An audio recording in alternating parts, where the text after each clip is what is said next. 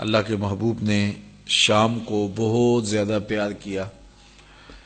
کعبۃ اللہ کے 4 کونے ہیں، ایک کونے کا نام رکن شامی ہے اور ایک کونے کا نام رکن یمانی ہے۔ تو کعبۃ اللہ کے یہ کونے ان 2 مقدس ملکوں کے نام سے معنون کیے گئے ہیں، رکن شامی اور رکن یمانی۔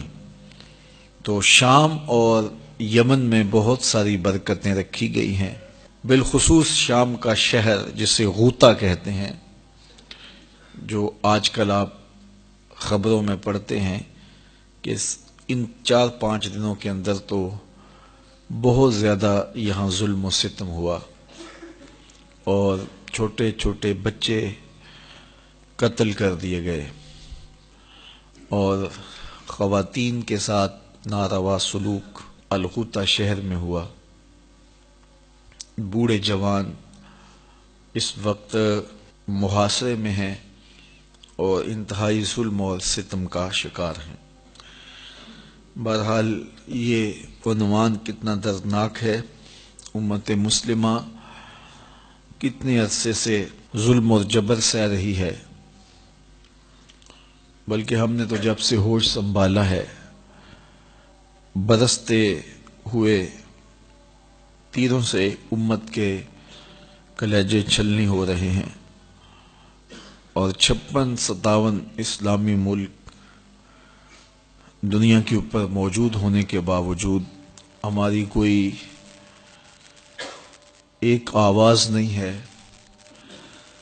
اس وقت دنیا کے اوپر جہاں بھی خون بہہ رہا ہے، آپ شجرہ نسب پوچھیں تو وہ خون مسلمانوں کا ہوگا۔ اللہ اس امت کو کوئی اپنی خاص رحمتوں سے، خاص کرم نوازیوں سے کوئی قائد عطا کرے، کوئی رہنما نصیب کرے۔ اس وقت ان کے ساتھ جو رویے اور جو سلوک ان کے ساتھ روا رکھا گیا ہے وہ انتہائی دردناک ہے۔ بطور مسلم دل خون کے آنسو روتا ہی ہے، لیکن دنیا کے اوپر انسانی حقوق کی بات کرنے والے بطور انسان ہی ان لوگوں کے بہتے ہوئے خون کو دیکھیں اور چھوٹے چھوٹے معصوم بچے ظلم اور جبر کی چکی میں پستے ہوئے دیکھیں تو وہ کوئی آواز اٹھائیں، لیکن چونکہ یہ خون مسلمانوں کا ہے اس لیے اس کو بہنے دیا جائے۔ دنیا کے ٹھیکیداروں کی یہی آواز ہے اور یہی ان کی پالیسی ہے۔ ترکی نے جو کاوشیں وہاں کی ہیں وہ قابل ستائش ہیں، ہم ان کو خراج پیش کرتے ہیں، اور اس وقت ان دکھی لوگوں کی مدد کے لیے ترکی ہی ایک ذریعہ رہ گیا ہے۔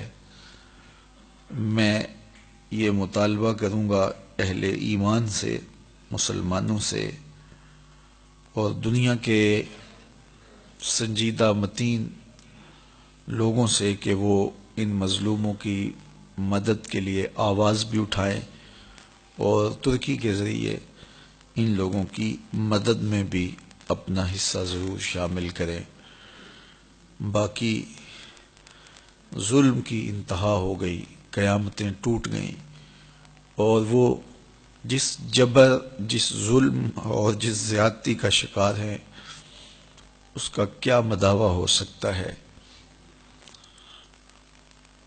دنیا کے اوپر جنگ کے بھی اصول ہیں، عالمی عدالتیں بھی ہیں، اقوام متحدہ بھی ہے، لیکن کوئی بھی ان مظلوموں کے بہتے ہوئے خون اور ان کی چیخ و پکار کو نہ دیکھ رہا ہے نہ سن رہا ہے۔ ان کا خون اس لیے بہتا رہنا چاہیے کہ یہ بیٹے اور بیٹیاں مسلمانوں کی ہیں۔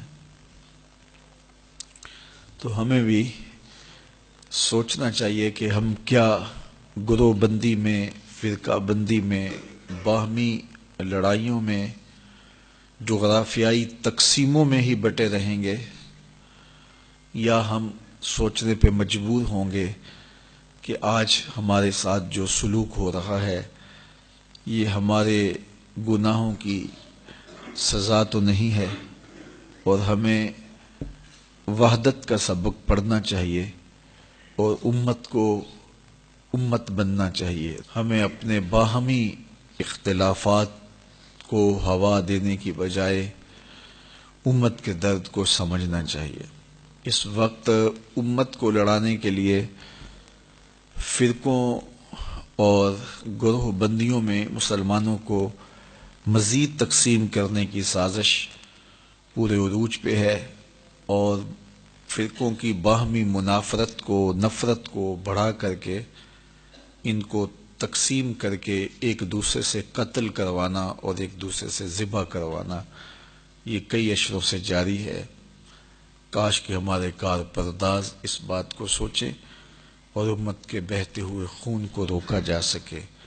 اللہ اس امت کو اپنی خاص پناہوں میں، اپنی خاص امان میں اور حفاظتوں میں رکھے۔